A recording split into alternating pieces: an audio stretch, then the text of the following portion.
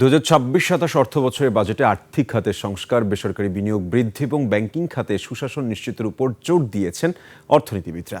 উন্নয়ন সমন্বয়ের এক প্রাক বাজেট সেমিনারে তারা বলেন, খেলাপি ঋণ আদায় ও আস্থার সংকট কাটিয়ে উঠতে না পারলে অর্থনীতির গতি ফেরানো কঠিন হবে। বিস্তারিত জানাচ্ছেন সুমাইয়া খান। রাজধানীতে বেসরকারি গবেষণা সংস্থা উন্নয়নের সমন্বয়ে বাজেট ২০২৬-২৭ ও বাংলাদেশের আর্থিক খাত নতুন সরকারের কাছে প্রত্যাশা শীর্ষক প্রাক বাজেট সেমিনার। অর্থনীতিবিদরা বলেন, দীর্ঘস্থায়ী উচ্চ মূল্যস্ফীতি, বেসরকারি বিনিয়োগে স্থবিরতা, ঋণ প্রবাহের দুর্বলতা এবং ব্যাংকিং খাতে সুশাসনের সংকট দেশের অর্থনীতির জন্য বড় চ্যালেঞ্জ হয়ে দাঁড়িয়েছে। তাই কর্মসংস্থান সৃষ্টি ও উদ্যোক্তাদের আস্থা ফিরিয়ে এনে বেসরকারি বিনিয়োগে গতি আনার তাগিদ দেওয়া হয়। 14-15% যদি সুদের হার হয়, তাহলে এই রেটে বড় করে আমাদের ব্যবসায়িক মহল তারা কিন্তু আমার কাছে মনে হয় না যে জিডিপি প্রবৃদ্ধিতে তারা খুব বেশি মাত্রায় কন্ট্রিবিউট করতে পারবেন। তারা বলেন, করোনা পরবর্তী বাস্তবতা ও রাজনৈতিক অস্থিরতার প্রভাব বিবেচনায় স্বাস্থ্য, শিক্ষা, সামাজিক সুরক্ষা এবং নারী উদ্যোক্তাদের জন্য ঋণ সুবিধা বাড়ানোর বিষয়টি এবার বাজেটে গুরুত্ব পাওয়া উচিত।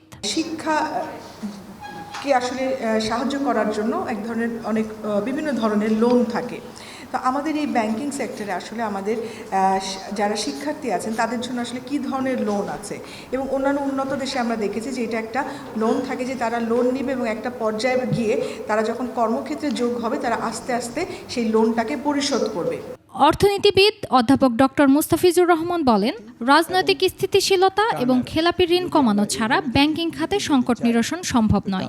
বৈদেশিক বিনিয়োগ বৃদ্ধি ও আর্থিক খাতের বহুমুখীকরণের উপর গুরুত্ব আরোপ করেন তিনি। ব্যাংকিং খাতের যে সমস্যা সৃষ্টি হয়েছে, এটা কেবলমাত্র ব্যাংকিং খাতে ইন্টারভেনশন দিয়ে আমরা এটাকে সমাধান করতে পারবো না। এটা সামষ্টিক অর্থনৈতিক যে ব্যবস্থাপনা, এটাকে যতক্ষণ পর্যন্ত আমরা উন্নত করতে না পারছি, ততক্ষণ পর্যন্ত আমরা ব্যাংকিং সেক্টরেও আমরা ভালো কিছু আশা করতে পারবো না।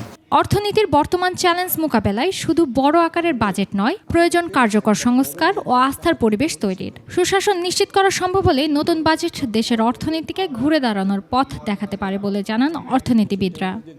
অর্থনীতিতে কিছু সুমাইয়া খান, 21 টেলিভিশন, ঢাকা।